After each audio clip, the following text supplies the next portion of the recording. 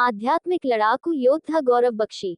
अध्याय एक आदमी ने पूछा, तुम्हारा नाम क्या है? मैं गौरव बख्शी हूँ। उस आदमी की आंखें सांप की तरह ठंडी थी और उसकी नजर मेरे पूरे शरीर पर घूम रही थी।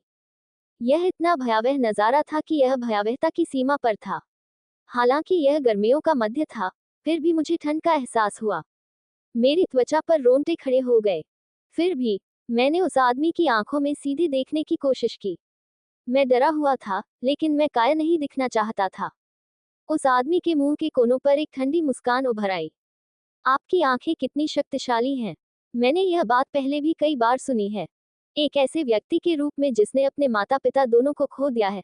अगर मुझे इस कठोर दुनिया में जीवित रहना है, तो मुझे द्वेषपूर्ण होना होगा। इसीलिए मैंने अपनी आंखें खुली रखकर जिया था। यह मेरे गर्व का आखिरी टुकड़ा था।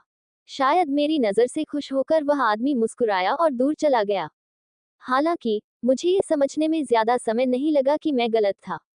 वह आदमी अपने पास खड़े मातहतों से बोला, ऐसा लगता है कि उस युवक के मन में दुनिया भर में भटक रहे एक अनाथ के प्रति काफी द्वेष और हिम्मत है, लेकिन उसे यहाँ ऐसी किसी चीज की जरूरत नहीं है, इसलिए उन्हें साफ साफ हटा दें। मुझे तब पता नहीं था उन शब्दों का वास्तविक अर्थ कितना भयावह था। मुझे आश्चर्य होता है कि उस समय मैं दूसरों की नजरों में कैसा दिखता था। मैं अब जिस स्थिति में हूँ, मुझे पीटा और क्षतिग्रस्त किया गया है। अब मूल कहानी पर आते हैं। आकाश के नीचे सबसे बड़ा संप्रदाय। लोग उस स्थान को स्वर्ग मणि संप्रदाय कहते थे। उस भव्य भूमि पर, जो एक महल से कहीं अधिक विशाल शहर के आकार का था, नायकों की अनगिनत किंवदंतियां प्रचलित थीं। आकाश में फैले तारों की तरह असंख्य वीरों की कहानियों ने असंख्य लोगों के हृदय को झकझोर दिया। अंतहीन ऊंची दीवारें, दूर से दिखाई देने वाले असंख्य मकान, और महल के केंद्र में द्वार के ऊपर लहराता विशाल झंडा, जिस पर सुनहरे धागे से कशीदाकारी किए गए 3 शब्द स्वर्ग मणि संप्रदाय। फटा हुआ और घिसा हुआ त्रिकोणीय झंडा स्वर्ग मणि संप्रदाय का प्रतीक था, और वह स्रोत था जिसने असंख्य दिलों की धड़कनें बढ़ा दी थीं। स्वर्ग मणि संप्रदाय के द्वार पर त्रिकोणीय झंडे के नीचे सैकड़ों आध्यात्मिक लड़ाकू योद्धा बाएं और दाएं पंक्तिबद्ध थे। सादे वस्त्र पहने और कमर में कच्ची तलवारें लटकाए वे सभी निश्चल खड़े थे, मानो किसी का इंतजार कर रहे हों। उनके कपड़े और चेहरे के भाव इतने एक जैसे थे कि उनमें व्यक्तित्व का जरा भी आभास नहीं था। जो कोई भी उन्हें देखता, उसके लिए उनमें अंतर देखना मुश्किल हो जाता। मूर्तियों की तरह निश्चल खड़े आध्यात्मिक लड़ाकू योद्धाओं के बीच एक युवक खड़ा था, जो मुश्किल से 20 वर्ष का लग रहा था। वह एक साधारण दिखने वाला आदमी था। उसके बारे में कुछ भी उल्लेखनीय नहीं था सिवाय इसके कि वह बाकी भीड़ से एक सिर लंबा था। उसकी भौहें मोटी थीं, फिर भी उसकी आंखें कोमल थीं। उसकी विशेषताएं भी कोमल थीं, जिससे वह कुल मिलाकर कमजोर दिखता था। युवक का नाम गौरव बख्शी था, जो स्वर्गमणि संप्रदाय के बाहरी योद्धा समूह का एक आध्यात्मिक लड़ाकू योद्धा था। गौरव बख्शी ने घबराए हुए भाव से दूर क्षितिज तक फैली सड़क की ओर देखा। बाहरी योद्धा समूह का मुख्य कार्य स्वर्ग मणि संप्रदाय के बाहरी क्षेत्र या बाहरी प्रांगण की रक्षा करना था। अपने निरंतर कामों और मिशनों के कारण बाहरी योद्धा समूह के अधिकांश आध्यात्मिक लड़ाकू योद्धा अपने घर में ही रहते थे। उन्हें कभी कभी केवल औपचारिक जुलूसों और अपने प्राथमिक कर्तव्यों के अलावा अन्य विविध कर्तव्यों के लिए ही बुलाया जाता था। गौरव बख्शी आमतौर पर रात की पहरेदारी के बाद अपने घर में जाकर लंबी नींद ले लेता था। लेकिन अचानक सभी को लामबंदी का आदेश जारी होने के बाद उसके पास बिना सोए जुलूस में शामिल होने के अलावा कोई विकल्प नहीं था। चूंकि वह ठीक से सोया नहीं था, इसलिए उसे बहुत ज्यादा जम्हाई आ रही थी। लेकिन वह इतने सारे लोगों के सामने जम्हाई नहीं ले सकता था, इसलिए उसने अपने दांत पीसकर उसे रोक लिया। अंत में वह अपनी आंखों के कोनों में आंसू बहने से खुद को रोक नहीं सका। क्या तुम्हें सचमुच इतनी नींद आ रही है? गौरव बख्शी ने अपने पास से एक धीमी आवाज सुनी। बिना सिर घुमाए ही उसने आवाज के मालिक को पहचान लिया, इसलिए उसने भी उतनी ही धीमी आवाज में उत्तर दिया, मुझे लग रहा है कि मैं मर रहा हूँ। वह लगभग पेट की बोली बोलने की कला के समान तरीके से संवाद कर रहा था, जिसमें वह मुश्किल से अपना मुंह खोलकर अपनी आवाज प्रसारित कर रहा था। गौरव बख्शी का उत्तर सुनकर युवक ने हल्का सा सिर हिलाया। खैर, आप सारी रात जागते रहे हैं। वह भी उसी बोलचाल की भाषा का प्रयोग कर रहा था और बातचीत करने के लिए मुश्किल से ही अपना मुंह खोल रहा था। वह कई मायनों में गौरव बख्शी से अलग था। वह विशिष्ट विशेषताओं वाला एक सुंदर व्यक्ति था, और उसके कोणीय जबड़े की मांसपेशियां उसे मजबूत दिखाती थीं। उसका नाम जगत कुमार गुलाटी था। वह गौरव बख्शी से 2 साल बाद स्वर्ग मणि संप्रदाय में शामिल हुआ। उनमें से एक आम तौर पर वरिष्ठ और दूसरा कनिष्ठ होता, जिससे पदानुक्रम में अंतर के कारण वे एक दूसरे के साथ सख्ती से पेश आते, लेकिन चूंकि वे एक ही उम्र के थे, इसलिए वे एक दूसरे के साथ सहज थे। चूंकि जगत कुमार गुलाटी दूसरे समूह से संबंधित था, इसलिए उसने कल दिन की पाली में काम किया था। इसलिए गौरव बख्शी के विपरीत जगत कुमार गुलाटी की आंखें जीवंतता से भरी हुई थी, क्योंकि उसने रात को अच्छी नींद ली थी। वे दोनों अपनी बातचीत जारी रखे हुए थे, उनकी आंखें अभी भी सामने टिकी हुई थी। आज इतना शोर शराबा क्यों है? कौन आ रहा है? क्या तुमने इसके बारे में कुछ सुना? मुझे नहीं पता। क्या 10 सुप्रीम से कोई प्रसिद्ध आध्यात्मिक लड़ाकू योद्धा आ रहा है? अन्यथा इतना भव्य स्वागत समारोह क्यों किया जा रहा है? हमारे जैसे छोटे लोगों को ऐसी चीजों के बारे में कैसे पता होगा? जगत कुमार गुलाटी के लगातार सवालों पर गौरव बख्शी ने अपनी आवाज थोड़ी ऊंची कर दी। उसका चेहरा अधीरता से भर गया। पूरी रात जागने के कारण वह बिना हिले डुले खड़े रहने के इस गैर मिशन संबंधी कार्य के लिए बुलाए जाने से बेचैन और व्याकुल था। समस्या यह थी कि उसे नहीं पता था कि यह इंतजार कब तक जारी रहेगा। ये तब की बात है। क्या तुम दोनों चुप रहोगे या तुम मरना चाहते हो? उनके पीछे से एक धीमी लेकिन तीखी आवाज आई। गौरव बख्शी और जगत कुमार गुलाटी ने जवाब देने की हिम्मत नहीं की। उन्होंने बस अपना मुंह बंद रखा। वे केवल आवाज से ही बता सकते थे कि यह आवाज किसकी थी, गुमनाम आहूजा की। गुमनाम आहूजा बाहरी योद्धा समूह टुकड़ी 14 का कप्तान था, जिसमें गौरव बख्शी भी शामिल था।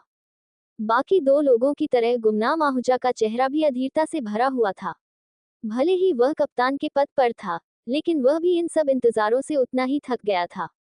वह भी मेहमानों की पहचान जानने को उत्सुक था, लेकिन एक टुकड़ी कैप्टन के तौर पर उसे धैर्य रखना पड़ा और चुपचाप सहना पड़ा। ये तब की बात है। जंग लगे कब्जों की कर्कश ध्वनि के साथ स्वर्ग मणि संप्रदाय का विशाल द्वार खुल गया। जैसे ही द्वार खुला, योद्धाओं का एक समूह सामने आया। गुमनाम आहूजा की पुतलियां हिल गईं। वे यहाँ क्यों हैं? जब कोई मेहमान या बाहरी व्यक्ति, मतलब विदेशी आदमी आता है, तो बाहरी शासन का लीडर गुरमीत ग्रोवर आमतौर पर उनका स्वागत करने के लिए बाहर जाता है। बाहरी योद्धा समूह भी बाहरी शासन का हिस्सा है। स्वर्ग मणि संप्रदाय के बाहर होने वाली ज्यादातर चीजें बाहरी शासन के अधिकार क्षेत्र में थीं। यही कारण था कि गुमनाम आहूजा ने मान लिया था कि आज भी बाहरी शासन का लीडर ही आने वाले मेहमानों का स्वागत करेगा। हालांकि गेट से बाहर निकलने वाले लोग स्पष्ट रूप से आंतरिक शासन के आध्यात्मिक लड़ाकू योद्धा थे। उनमें से सबसे प्रमुख व्यक्ति वह व्यक्ति था जो लाइन के शीर्ष पर 40 से लेकर 40 के बीच की उम्र का था। हल्के नीले रंग का लबादा पहने और तलवार को कसकर पकड़े हुए उस आदमी का चेहरा ठंडा और बुद्धिमान लग रहा था। उसकी आंखें कांच की तरह तीखी और पारदर्शी थीं, मानो वह उन लोगों के विचारों को पढ़ सकता था जिन्हें वह देख रहा था, और उसके द्वारा फैलाए गए तनावपूर्ण माहौल ने उसके आसपास के लोगों को स्वाभाविक रूप से तनावग्रस्त कर दिया। स्वर्ग मणि संप्रदाय में अनगिनत आध्यात्मिक लड़ाकू योद्धा थे, लेकिन केवल एक के पास ऐसा अनोखा वातावरण और आभा थी। वो थे आंतरिक शासन लीडर शिहान कुमार जोशी। वह एक भयानक तलवारबाज थे, जिनका उपनाम प्रेतचंद्र तलवार था। उनके पास जबरदस्त राजनीतिक शक्ति थी, जो स्वर्ग मणि संप्रदाय के सबसे महत्वपूर्ण गुटों में से एक, आंतरिक शासन को नियंत्रित करने के लिए पर्याप्त थी। आंतरिक शासन लीडर स्वर्ग मणि संप्रदाय की रीढ़ की हड्डी के रूप में काम करने वाले 4 शासन संप्रदाय में से सबसे शक्तिशाली कोई और नहीं बल्कि प्रेतचंद्र तलवारबाज शिहान कुमार जोशी थे। हालांकि वह सार्वजनिक रूप से प्रकट होने के लिए बेहद अनिच्छुक थे, इसलिए बहुत कम लोगों ने वास्तव में उन्हें व्यक्तिगत रूप से देखा था। शिहान कुमार जोशी का इस तरह के सार्वजनिक कार्यक्रम में उपस्थित होना ये दर्शाता है कि आज स्वर्ग मणि संप्रदाय में आने वाले मेहमान किसी भी तरह से साधारण नहीं थे। उफ! जब गौरव बख्शी ने चुपके से शिहान कुमार जोशी पर एक नजर डाली, तो वह कांपने से खुद को रोक नहीं सका। हालांकि शिहान कुमार जोशी कभी कभार ही दिखाई देते थे, गौरव बख्शी ने उसे कई बार देखा था जब वह आंतरिक प्रांगण में काम से जाता था। लेकिन उसे कई बार देखने के बाद भी गौरव बख्शी शिहान कुमार जोशी के भावहीन रूप को कभी भी स्वीकार नहीं कर पाए। हमेशा शिहान कुमार जोशी को देखकर उसके रोंगटे खड़े हो जाते थे, जो बिल्कुल भी इंसान जैसा नहीं लगता था। उसके सामने खड़े होकर गौरव बख्शी को ऐसा महसूस हुआ जैसे वह बर्फीले मैदान में नंगा खड़ा हो। शिहान कुमार जोशी की असामान्य रूप से भावहीन आंखें किसी को भी झिझकने और पीछे हटने पर मजबूर कर देंगी। शिहान कुमार जोशी जब बाहर निकले, तो उसके साथ ही आंतरिक शासन योद्धा भी थे। बाहरी योद्धा समूह में मौजूद किसी भी आध्यात्मिक लड़ाकू योद्धा ने उनकी आंखों में देखने की हिम्मत नहीं की, बस वे सूखी सांसें निगल रहे थे। शिहान कुमार जोशी क्षितिज की ओर देखते रहे। उनकी आंखों में कोई भावना नहीं थी। क्या वे आ रहे हैं? उस समय क्षितिज से धूल का एक विशाल बादल उठा, मानो वह उसके प्रकट होने का इंतजार कर रहा था। धूल का बादल तेजी से स्वर्ग मणि संप्रदाय के करीब पहुंच गया। गौरव बख्शी ने धूल के बादल को बहुत ध्यान से देखा। कुछ देर तक उसे घूरने के बाद धूल का बादल साफ हो गया और वह आखिरकार 100 या उससे ज्यादा घुड़सवार योद्धाओं को उनके बीच से गुजरते हुए देख पाया। घोड़े पर सवार योद्धाओं का निरीक्षण करते समय गौरव बख्शी को लगा कि उसकी सांसें गले में अटक गई हैं। वह उनकी पहचान या स्थिति के बारे में कुछ नहीं जानता था, लेकिन उनके द्वारा उत्सर्जित जबरदस्त गति उसे अभिभूत करने के लिए पर्याप्त थी। ऐसा लग रहा था मानो कोई विशाल पर्वत उनके पास आ रहा हो।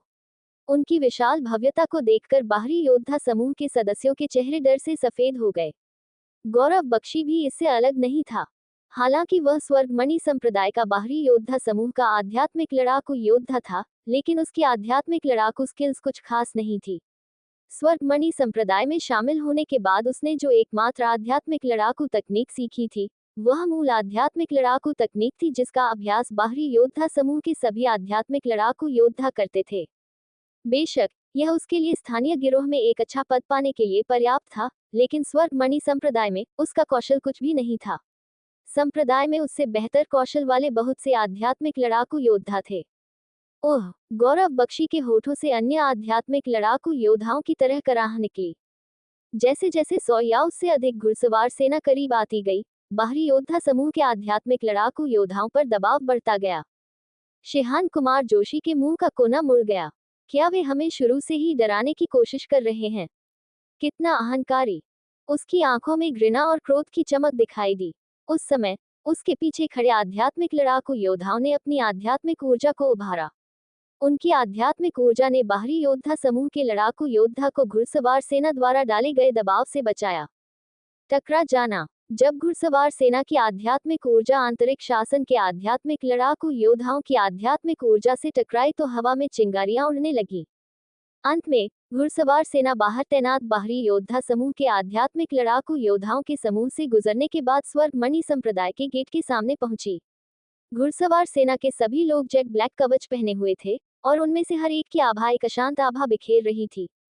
हालांकि वे केवल 100 थे, लेकिन उनकी प्रभावशाली उपस्थिति बाहरी योद्धा समूह के आध्यात्मिक लड़ाकू योद्धाओं के पूरे समूह को अभिभूत करने के लिए पर्याप्त थी। विशेष रूप से घुड़सवार सेना के सबसे आगे वाले व्यक्ति की उपस्थिति इतनी तीव्र थी कि दम घुटने लगा। गौरव बख्शी ने घुड़सवार सेना का नेतृत्व कर रहे व्यक्ति की ओर देखा तो उसकी भौहें तन गईं। वह व्यक्ति गौरव बख्शी से अधिक उम्र का नहीं लग रहा था, लेकिन उसमें जो ऊर्जा थी तथा उसकी आंखों में जो भाव था, वह गौरव बख्शी से अतुलनीय था। गौरव बख्शी का मानना था कि यह आदमी शिखर पर था, या कम से कम स्वर्गमणि संप्रदाय में कभी कभी देखे जाने वाले शीर्ष आध्यात्मिक लड़ाकू योद्धाओं में से एक के बराबर था। ऐसा इसलिए था क्योंकि स्वर्गमणि संप्रदाय के शीर्ष गुरुओं की उपस्थिति इस आदमी जैसी ही थी। उस आदमी की निगाहें बाहरी योद्धा समूह में खड़े आध्यात्मिक लड़ाकू योद्धाओं पर पड़ी जो उसके बाएं और दाएं पंक्ति में खड़े थे। उठ! गौरव बख्शी के होठों से एक आह निकल गई। हालांकि यह बस एक सरसरी निगाह थी, लेकिन उस आदमी की आंखों ने उसकी रीढ़ में ठंडक पैदा कर दी और उसका दिल पागलों की तरह धड़कने लगा। उस आदमी की निगाहें इतनी डरावनी थी कि ऐसा लग रहा था जैसे उसके पूरे शरीर को किसी तेज धारदार ब्लेड से घोंप दिया गया हो। ऐसा ही महसूस गौरव बख्शी ने किया जब उसने उस आदमी को देखा।